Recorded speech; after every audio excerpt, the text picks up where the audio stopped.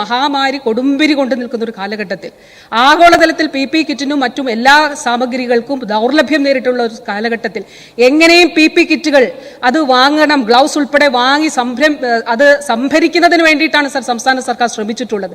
Sir, നമ്മുടെ nurses, നമ്മുടെ ആരോഗ്യ പ്രവർത്തകർ, നമ്മുടെ ഡോക്ടേഴ്സ്, അതോടൊപ്പം ഫീൽഡിൽ പ്രവർത്തിക്കുന്നവർ, സർ, മൃതദേഹം അടക്കം ചെയ്യാൻ പോലും ആളില്ലാതിരുന്ന ഒരു കാലഘട്ടത്തിലാണ് അതിനെക്കുറിച്ചാണ് സംസാരിക്കുന്നത് എന്നുള്ളത് ഓർക്കണം സർ.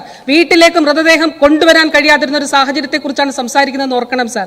സർ, പി കിറ്റ് ഇട്ടുകൊണ്ട് മൃതദേഹങ്ങൾ മറവ് ചെയ്തിരുന്ന ഒരു കാലഘട്ടത്തെക്കുറിച്ചാണ് സംസാരിക്കുന്നത് ഓർക്കണം സർ. അപ്പോൾ കൃത്യമായിട്ടുള്ള നമ്മുടെ ഒരു പുഴയിലൂടെയും മൃതദേഹം ഒഴുകി നടന്നിട്ടില്ല സർ. ഇവിടെ ഒരു ഓക്സിജൻ കിട്ടാതെ ഒരാളും മരിച്ചിട്ടില്ല സർ.